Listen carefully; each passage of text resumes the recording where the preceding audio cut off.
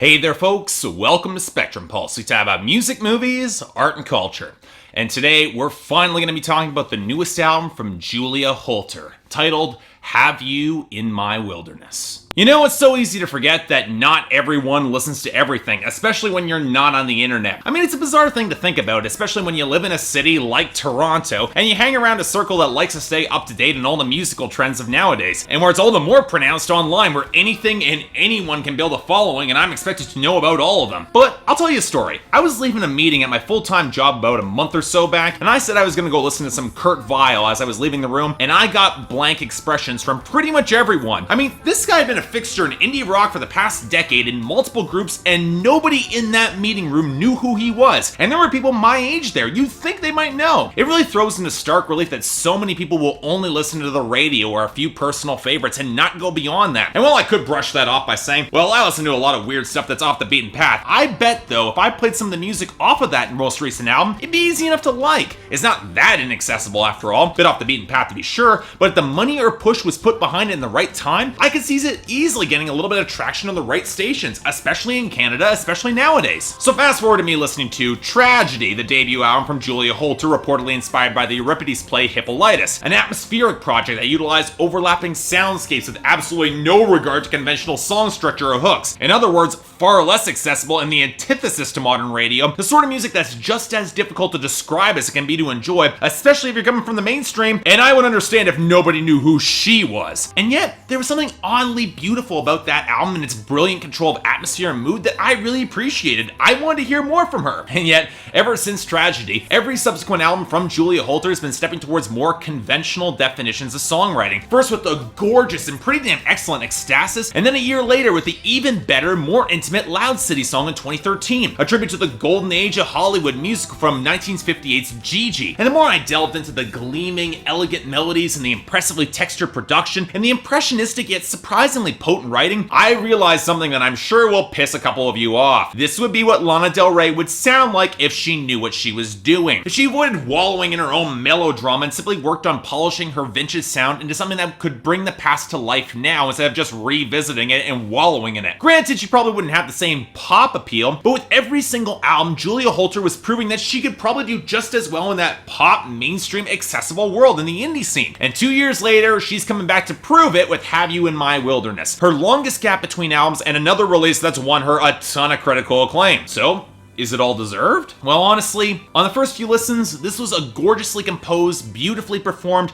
artfully written and considered record that's thematically consistent, if not entirely cohesive, and yet the more I listened through it, the more I struggled to find any real emotional connection to it, and up until the last few listens of the 15 plus I gave this album, that would have been the end of it, and then it finally clicked. I won't say that I love this album more than Loud City Song. The impressively well-told story and perfectly executed old-fashioned drama really did connect for me off of that album, but once you untangle all the little subtleties of Have You in My Wilderness, you realize it's a very worthy successor to it. In other words, this record's great and you definitely should hear it if you haven't already. So I have to ask, why didn't this album take so long to click for me? Well, part of it is Julia Holter herself. Make no mistake, she is a gorgeous singer, and with even more of the reverb cleared away, this album only accentuates more of the emotive subtleties in her tone. But for as much as this album tries to cultivate that sense of intimacy, there are a couple tracks where it feels like she's still wrapped in her cocoon of backing vocals and mist and is completely untouchable, which worked to a point on Loud City Song, but only because that record saw fit to put the cracks in all of that image in very tight focus. Here with the closer, more intimate touch, some tracks come across as a little distant when they shouldn't, which is a problem when so much of the mix is laid very bare, with my biggest issue coming on Vasquez, where she plays the role of a Mexican bandit during the gold rush who was hunted down by the men of the women that he seduced. You'd think this song would gun for more soaring western melodrama in a spaghetti western tradition, and instead it's played perhaps a little bit more tastefully than it should be. Or take Lucette stranded on the island. I get the appeal of the story of the woman seduced, then robbed and left to die on an island, and I get the dizzy, whirling feel of the writing and the delivery that reminds me a little bit of a Heat Stroke, but for some reason, it never really sticks the landing completely for me. On the other hand, when Julia Holter is on point, like on the intimate ballads of How Long or Night Song, or the exuberant freedom of Sea Calls Me Home, or the slightly unstable obsession of Silhouette, or the frustration of Everytime Boots, or the desperation of Betsy on the Roof, she goddamn nails it. Her careful poise slipping with hairline fragments where rarely real raw emotion is just beneath the surface. And of course,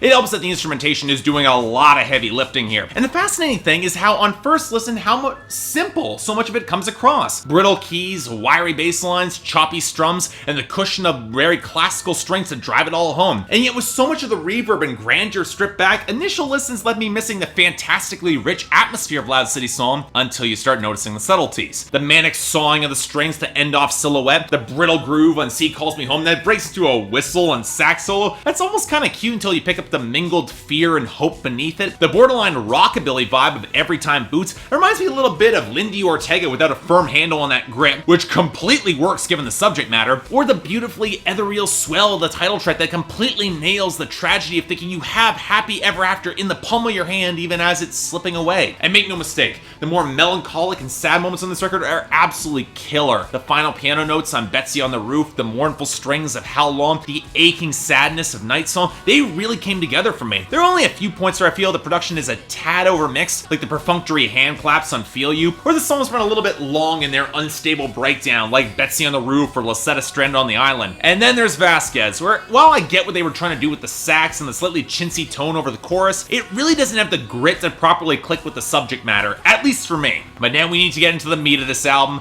the lyrics and the themes, that subject matter. And here's the first point. Unlike Loud City Song, this is not just one overarching story, but a collection of loosely linked short vignettes, focusing on that titular line, the desire to bring one's lover into their own personal world, to experience things as they do and enhance that deeper connection. And tracks like Feel You and Silhouette immediately establish how thrilling that would feel. But by the second track, you already know that something's going awry, as it's a love song from two obsessed sisters about the same guy, who is ending up seeing them both, and you get the feeling that they both kind of know it, and yet fixated on making him theirs alone. And when you get tracks like Lucette Stranded on the Island or The Rush of Freedom on C Calls Me Home, you'd think that this album is speaking out against getting led astray by that sort of passion. But of course, Julia Holter is more complicated than that. Night Song shows her constantly running away from her hookup who she barely knows, and yet she's always drawn to walk back to him to try and learn more, find that second face he hides from the rest of the world. Everytime Boot shows her firmly inside her partner's life where things are going well, and yet whenever she tries to guide the relationship's path towards what she wants, things either spiral out of control in circles or she's blocked at every turn. The theme seems to be almost contradictory. Give of yourself to enter into another's wilderness or draw him into your own, you have to expect disaster. And yet, as How Long describes a tragic singer constantly seeking either fame or the love of a rich man and not even doing very well at it, her response is simple. All the people run from the horizon. That twilight, that ending, that winter that will ultimately bring things to a harsh conclusion. And yet it wasn't until the final two tracks where things snapped into focus. After Vasquez showing him becoming the fantasies of love for women and heroism for men by killing him, the title track shows the narrator seeming to regard this girl as an answer to his dream come true. Everything that he ultimately wanted, he wants to bring her into his wilderness, and it's the possessiveness of the song that crystallizes the tragedy and theme of this album. We all have that craving for that connection, but it can't be an idealized connection. We can't put this person on pedestal, one giving or taking without the other doing the same in return. It's human and thrilling to want that love, to be sure, but it needs to go both ways. You can't just pull them into your own wilderness, but merge both wildernesses into a world that can fit you both and matches you both, an entirely unique world. In other words, this is an album that doesn't simply reject love, but simply asserts that it must be mutual in order to last. And sure, that's a simple theme, pretty self-explanatory. The articulation of the details and the gorgeous execution makes that simplicity mean so much more. So in summary, and forgive me for saying this, I think I've nailed down why so much of Lana Del Rey's material falls flat for me, and Julia Holter's manages to work, at least on a thematic and literary level. Forgive the tangent here, but for Lana, her worst material revels in the one-sided connection, pulling the melodrama out of self-love or deferring to men who would exploit her. There's never a reciprocal connection, it never goes both ways. Julia Holter, on the surface, has her characters engage in similar situations on this album, but the framing highlights the tragedy of those choices and craves for that reciprocal connection, with a drive for that connection to give love and receive it in return. It doesn't need to engage in broad stylization when the stories can drive the drama. Understated, yet volumes more effective. In short, if you can't tell, this album is goddamn great, and it's an easy 8 out of 10 for me. A few flaws, sure, but not that many, and definitely worth your time to check out. It might have taken me a long time to hear it and just as long to really get it, but man, folks,